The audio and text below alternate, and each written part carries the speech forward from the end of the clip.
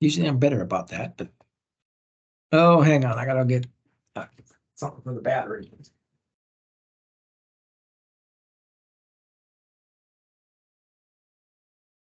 Guess that's why Rick didn't want to record.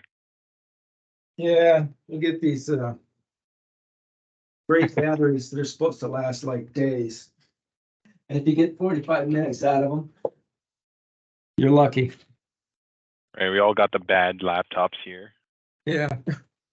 Yeah, they used to be good, but not anymore. Okay, so we are recording. Now let's go back and pick up what we were doing here. All right.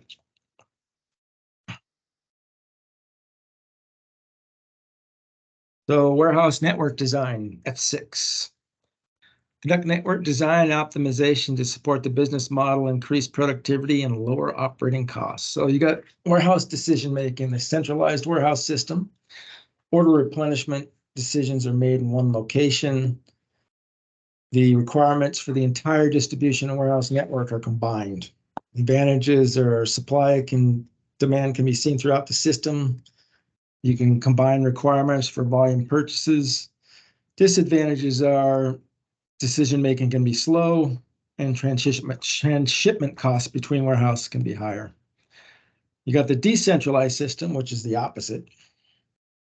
Each location functions independently. Advantages, decisions are made faster. Services closely matches to customer demand, but additional inventories in the system and higher costs associated with smaller orders. I think PDCs are more of a decentralized system for PPD. Hub and spoke refers to centralizing and integrating logistics activities from several warehouses, spokes, into one large strategic location, the hub. So items are received from many locations from the spokes, consolidated, and then sent to the customer. The hub warehouse does not hold inventory, only sorts and repackages and ships to the customer. So this is a hub and spoke here. Everything ships into and out of the warehouse. So the intermediate hub. The farmers form some of the spokes to ship to the warehouse. Retail stores form the rest of the spokes to deliver to the customers. So farmers are shipping in, and then the hub ships it out to the retail customers. So that's the hub and spoke system, and you see this a lot. Considerations for geographical location, labor. Employee skill levels, pay scales, and training programs vary and should be considered when selecting location and locating the logistics organization. Transportation availability is also key. You can get really cheap labor out in the middle of nowhere, but can you get any transportation out there? Government issues, plants and warehouses are governed by federal laws, state statutes, and local zoning ordinances. Organizations must ensure they meet all these issues. Political countries, states, and cities are often giving tax incentives and cheap land to businesses willing to locate in the area. So this is what Amazon does. They get some real deals to put a warehouse in. Tax considerations, some countries and states do not tax inventory in order to track warehousing and logistics businesses. For example, Nevada, in Sparks, Nevada, you go, there's just acres of warehouses. And the reason they're there is because they don't tax inventory. In the state of Washington, we do tax inventory. Environmental considerations, Department of Transportation, EPA, and OSHA all regulate matters concerning hazardous material, recycling, clean air, and compliance auditing. And channel proximity and modality. Consumers determine channel locations. You want to be in the right spot relative to your customers. And structure with purchase patterns that drive the logistical service output requirements. Average delivery time. Average delivery time is one common indicator of logistics performance, but it can vary due to several factors such as production problems, transportation delays, etc. Then we've got the 3PL, 4PL, and 5PL. So third party, fourth party, and fifth party logistics. Back of the system, these companies are called the MSS, or Manufacturing System Support. Generally, a 3PL is a company other than the buyer or seller that is providing the logistics, things like sequencing and kitting. The industry trend is to move towards 3PLs, allows the buying organization to release many fixed assets and decrease headcount. And for us, we don't have to increase our factory size because we don't have a lot of room to be doing a lot of this sequencing and kitting. A 4PL, on the other hand, is an organization that is established to handle both inbound and outbound materials, parts, supplies, and finished goods. PACCAR currently doesn't have any 4PLs in the system. All our MSSs are 3PLs. And so a 4PL is often a separate entity established as a joint venture or long-term contract between one or more partners that acts as a single interface between the client and multiple logistics suppliers. So 4PL will run a number of 3PLs for the client. If we were to give the ASLs, which are our tire mounting facilities in Denton and Chillicothe, a wheel BOM, bill of material, and have them buy all the wheels and tires, and then charge us only for a finished wheel assembly, the ASL would essentially be a 4PL. PACCAR might negotiate pricing for the components, they might not, but PACCAR would not own the components or receive them. The ASL would pay all the suppliers. We would just receive the finished wheel assembly, which is the tire mounted on the wheel with the weights and everything else. That's not how we do it today.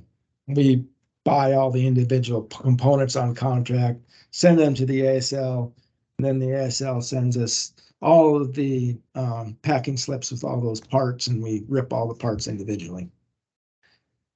But if we were to set up it differently, we could set them up as a 4PL.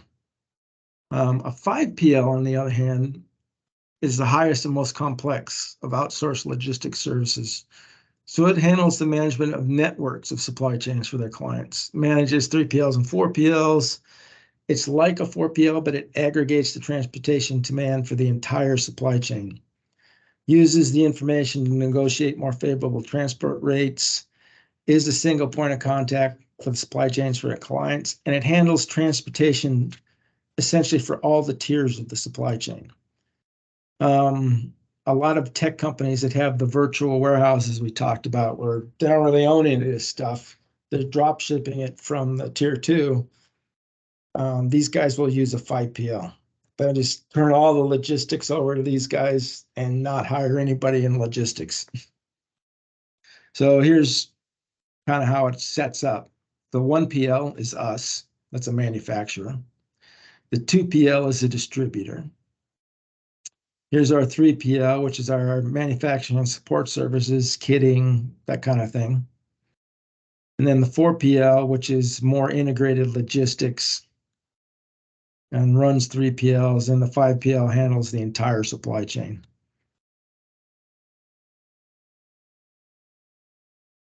Predictive modeling. So technology and predictive modeling, network design solutions are available to model the entire supply chain. There's a lot of AI type software that will do this kind of thing nowadays. Using simulations, incorporate transportation costs and other variables to optimize the network. Can also determine the optimal number of transportation assets if you own them, and where these assets should be positioned.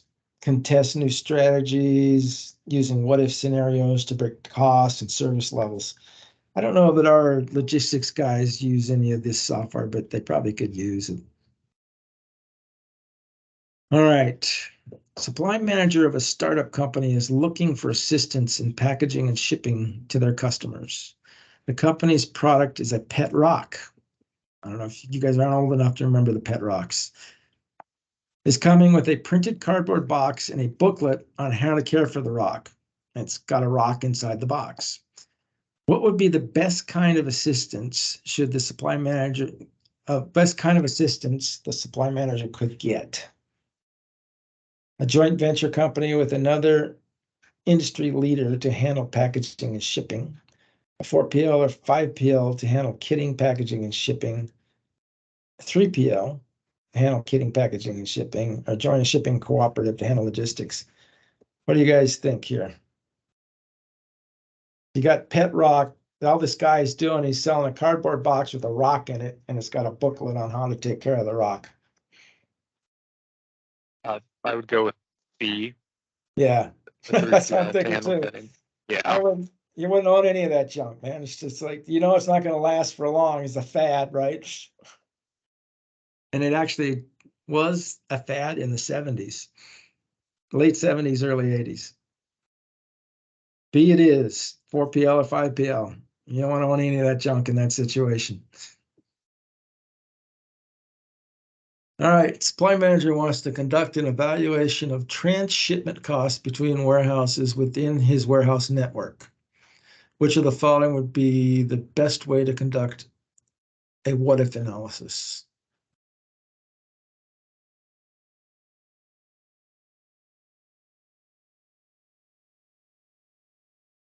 I would go with C. Hire a freight bureau. No, the Conduct the freight, analysis. yeah, the freight bureau though is they're going to do the audit of the freight invoices. I think what they're driving at here is the network design solution, what we're looking at here, predictive modeling. Would Got be it. my guess. Yeah.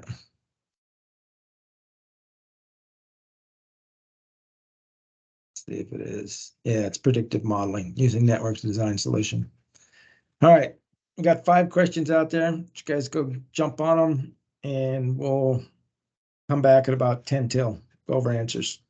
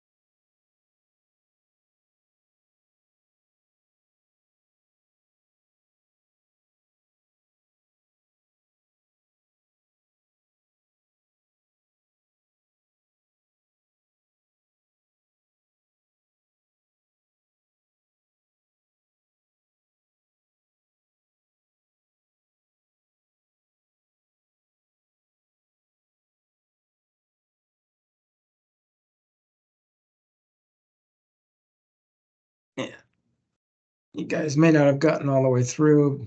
That last one is kind of, okay, you did. It's kind of a weird question. Let's go over some answers here.